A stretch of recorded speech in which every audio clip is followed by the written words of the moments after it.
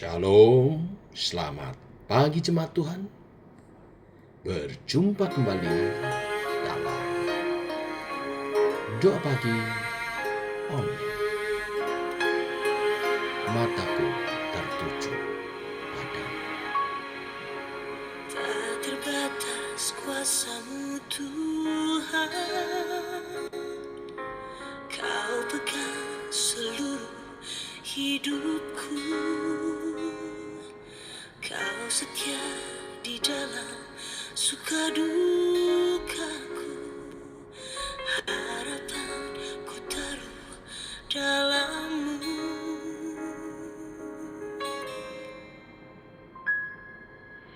Mataku tertuju padamu,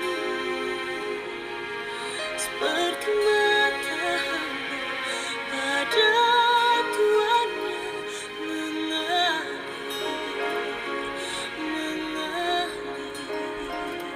Sembuhkan hidupku. Dari mana datang pertolonganku? Hanya Kau Tuhan, kekuatanku. Tak akan kecewa. Semua yang harap padamu.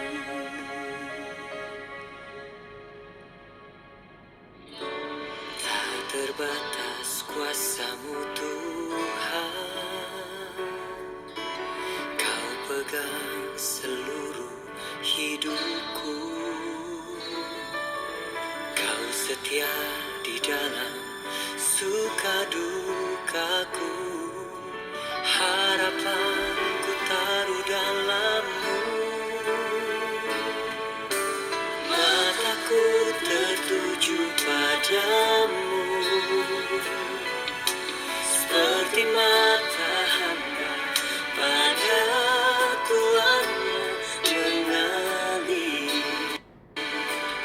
mengalir. Sembuhkan hidupku. Dari mana datang pertolonganku? Hanya Kau Tuhan, kekuatanku. Tak akan kecewa. Semua yang harap padamu.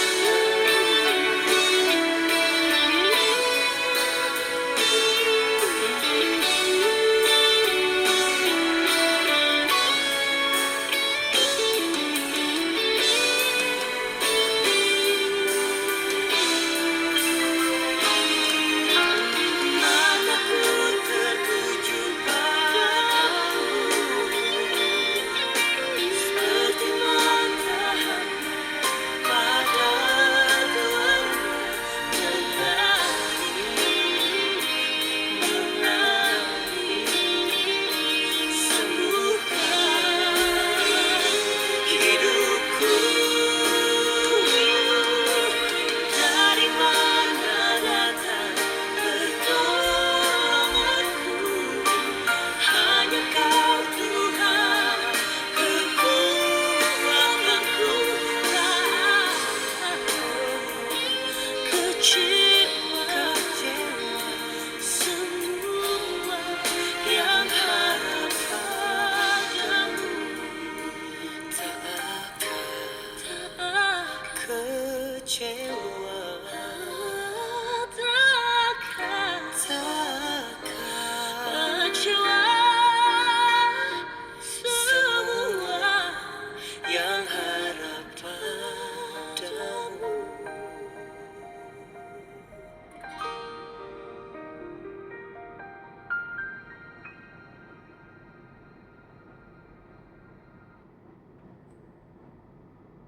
Tiba waktunya untuk kami merenungkan firman-Mu.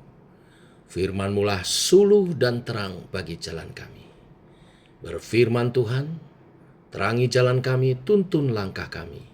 Sebentar firman-Mu kami renungkan. dalam nama Tuhan Yesus Kristus. Amin. Bapak Ibu, kita memasuki pembacaan firman Tuhan. Hari ini Markus pasal 5 ayat 21 sampai 24 disambung 35 sampai 43. Demikian firman Tuhan. Sesudah Yesus menyeberang lagi dengan perahu, orang banyak berbondong-bondong datang lalu mengurumuni dia, sedang ia berada di tepi danau. Datanglah seorang kepala rumah ibadat yang bernama Yairus. Ketika ia melihat Yesus, tersungkurlah ia di depan kakinya dan memohon dengan sangat kepadanya. Anakku perempuan sedang sakit, hampir mati. Datanglah kiranya dan letakkanlah tanganmu atasnya, supaya ia selamat dan tetap hidup. Lalu pergilah Yesus dengan orang itu. Orang banyak berbondong-bondong mengikuti dia dan berdesak-desakan di dekatnya. Ayat 35.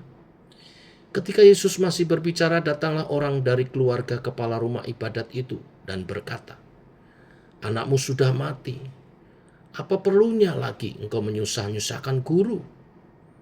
Tetapi Yesus tidak menghiraukan perkataan mereka dan berkata kepada kepala rumah ibadat, "Jangan takut, percaya saja."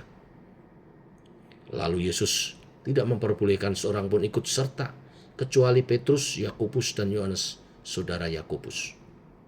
Mereka tiba di rumah kepala rumah ibadat, dan di sana dilihatnya orang-orang ribut, menangis, dan meratap dengan suara nyaring. Sesudah ia masuk, ia berkata kepada orang-orang itu, "Mengapa kamu ribut dan menangis? Anak ini tidak mati, tetapi tidur." Tetapi mereka menertawakan dia. Maka diusirnya semua orang itu, lalu dibawanya ayah dan ibu anak itu, dan mereka yang bersama-sama dengan dia masuk ke kamar anak itu.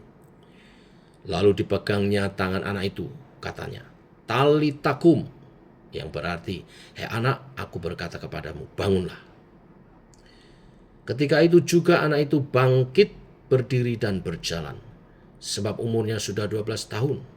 Semua orang yang hadir sangat takjub. Dengan sangat ia berpesan kepada mereka, supaya jangan seorang pun mengetahui hal itu. Lalu ia menyuruh mereka memberi anak itu makan. Sampai di sini pembacaan firman Tuhan. Bapak Ibu jemaat Tuhan, kemanapun Yesus pergi, ia selalu diikuti orang banyak. Karena Yesus semakin populer, karena dia mengajar dengan penuh kuasa, mujizat, kesembuhan, dan mengusir setan-setan. Kali ini, seorang bernama Yairus, kepala rumah ibadat, mendatangi Yesus dengan merendahkan diri di hadapannya. Biasanya, kepala rumah ibadat, ahli Taurat atau orang Farisi, tidak mau mendatangi Yesus atau minta tolong kepada Yesus. Hal ini sangat mengagetkan. Karena ahli Taurat, imam Yahudi, biasanya meninggikan diri kan, sombong di hadapan Yesus. Tetapi kali ini merendahkan diri sedemikian rupa. Kondisi yang dihadapinya sangat sulit sebab anaknya hampir mati. Dia yakin, dia percaya bahwa Yesus dapat menyelamatkan jiwa anaknya. Yesus pun mendengar permohonan orang itu. Lalu bersama dengan kepala rumah ibadat yang bernama Yairus itu, pergi ke rumah Yairus untuk anaknya yang sakit. Ketika mereka dalam perjalanan, dikabarkan bahwa anaknya telah meninggal. Mungkin orang lain berpikir tidak ada gunanya lagi mendatangkan Yesus. Tetapi Yesus meminta jangan takut dan percaya saja.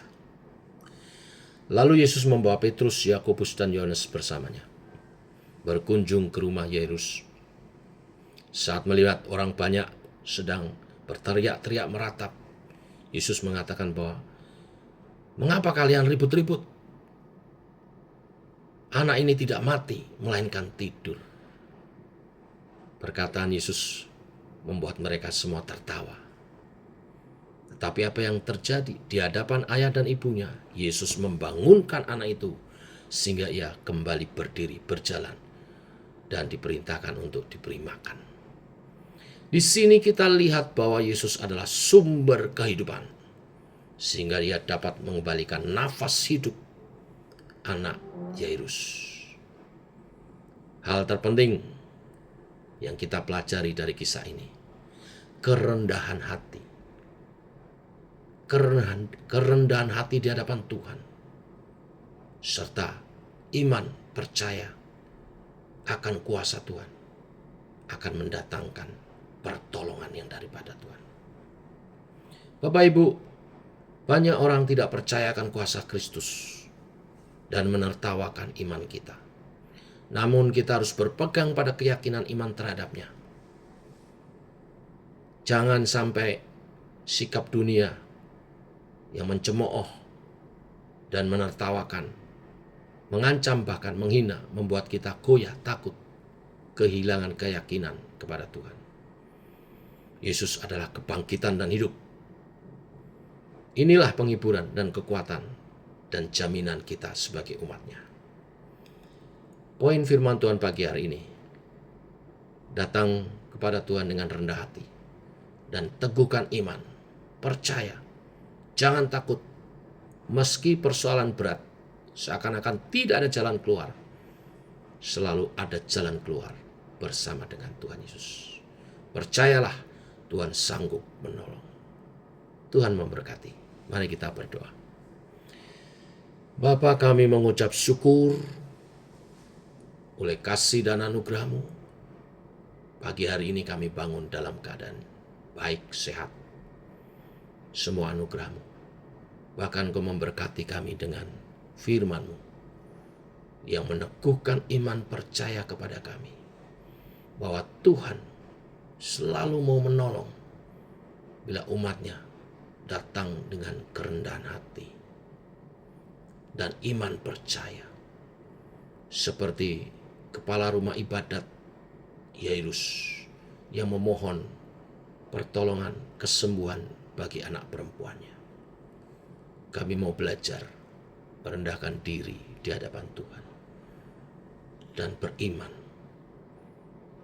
dan percaya saat menghadapi pergumulan, walaupun seringkali sepertinya tidak ada jalan keluar, sulit dan berat, tapi kami mau belajar beriman, percaya, dan mengandalkan Tuhan.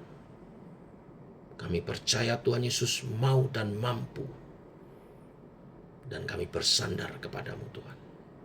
Terima kasih buat kebenaran firman yang memperteguh iman kami. Bahwa Tuhan mau menyembuhkan. Tuhan berkuasa. Yang sakit Engkau sembuhkan. Kami berdoa untuk Pak Hen. Yang lemah Tuhan kuatkan.